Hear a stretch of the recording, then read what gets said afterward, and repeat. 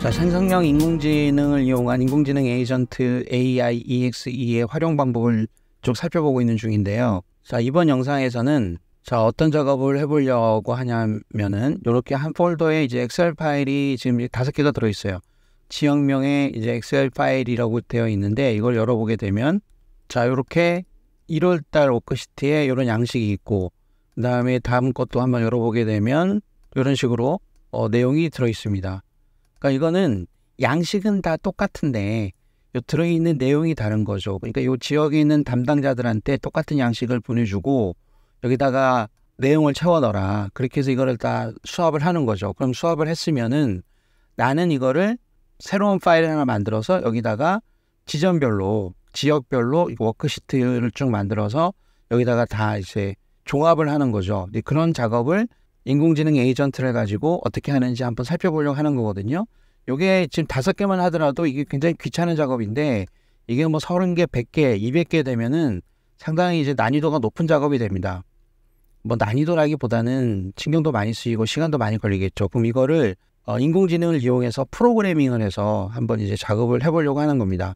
자, 이건 일단 닫고 그러면은 이렇게 요걸 가지고 작업을 해야 되기 때문에 요 위치를 일단 주소를 복사를 하겠습니다. 그렇게 해서 인공지능한테 어떤 폴더에서 작업을 해라 알려줘야 되기 때문에 그럼 이제 AI EXE로 와서 여기서는 이제 AI 설정을 제가 이제 그록에 라마 3.1도 쓰는데 여기서는 이제 지난번에도 몇 번 했었는데 오픈 AI에 여기 GPT-4 오빈이라는 걸 한번 써보겠습니다.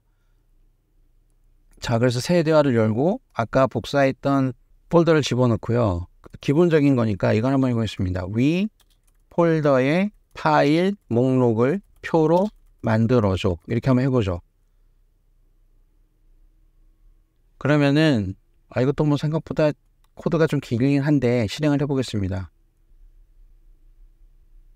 그러면은 이걸 또 엑셀 파일로 만들었어요. 그래서 보면 여기 이제 엑셀 파일로 만들었잖아요. 그래서 한번 열어보면 이런 식으로 만들었어요.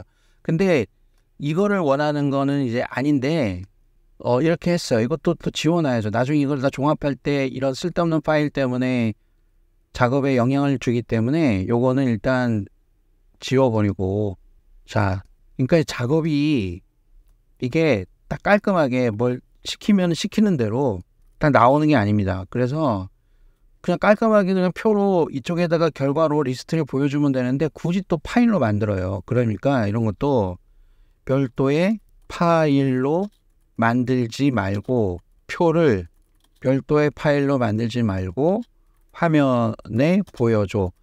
굳이 또 이렇게 한번 해볼게요. 자, 해보겠습니다. 그러면은 이런 식으로 5개의 파일이 있다는 걸 보여주죠.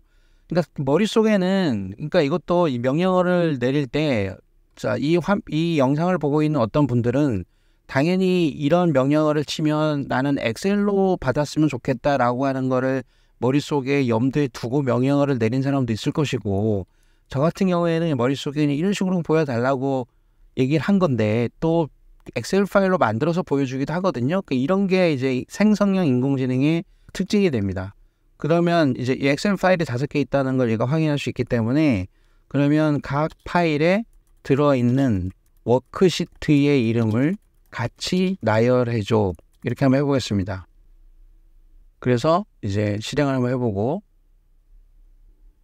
자, 그러면은 여기 워크시트 이름도 굳이 또 이제 꺽쇠로 이제 보여주죠. 뭐 이렇게 보기 좋은 건 아닌데 이렇게 해서 각 엑셀 파일에 1월 하는 워크시트가 들어있는 거를 잘 확인할 수가 있습니다. 이거 같은 경우에는 보면은 이렇게 OS 그다음에 판다스 이런 패키지들을 불러왔는데 뭐 오픈 파이썬 엑셀 같은 패키지 같은 경우에도 지금 PC에 미리 설치가 되어 있으면 이렇게 바로 실행을 해서 결과를 뽑아오지만 이게 만약에 지금 PC에 설치가 안 돼 있으면은 설치하라는 그런 명령이 또 나옵니다.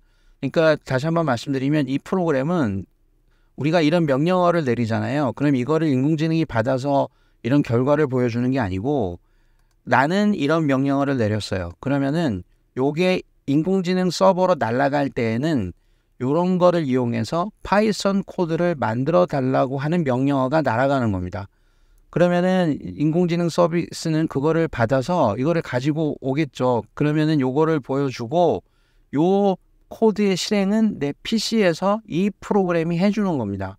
그러니까 내 PC에 이런 코드를 실행할 수 있는 능력이 없으면은 그 일을 할 수가 없는 거죠. 그래서 이거를 감안해서 이 프로그램을 만들어 놓은 건데, 그러니까 요 일은 내 PC에서 하는 겁니다. 그리고 이 결과를 다시 인공지능한테 보여줘서 그러면은 아까 사전에 했던 명령하고 결과하고 잘 매치가 됐는지 한번 점검을 해달라라고 하는 명령어를 이쪽에 AI 설정에 리뷰를 yes라고 해서 그런 일을 하게끔 이렇게 시킨 거죠.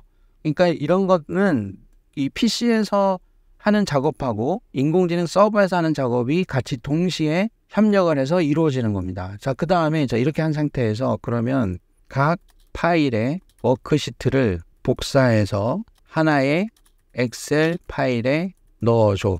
종합하는 엑셀 파일은 같은 폴더에 1월 종합.xlsx라는 이름으로 만들어줘. 각 워크시트의 이름은 원본 엑셀 파일의 이름으로 한다. 이렇게 할게요. 그리고 파일의 이름에 엑셀이라고 하는 확장자가 들어가 있기 때문에 혹시 몰라서 이건 확장자 제외 이런 식으로 한번 해보죠. 그래서 일단 해보겠습니다. 잘못되면 다시 하면 되는 거니까. 이것도 뭐 한 번에 깔끔하게 만들어줄지 모르겠어요. 그러면은 뭐 이렇게 성공적으로 복사되었습니다.